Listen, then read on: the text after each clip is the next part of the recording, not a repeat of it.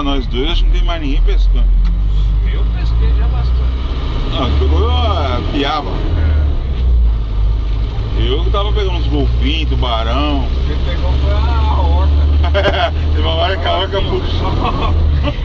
Gostou a cabeça do vidro ali, falei, agora fodeu. Olha lá, tem uns cururu lá dentro, ó. Aqui eu com prancha. Aqui só pra surfar mesmo.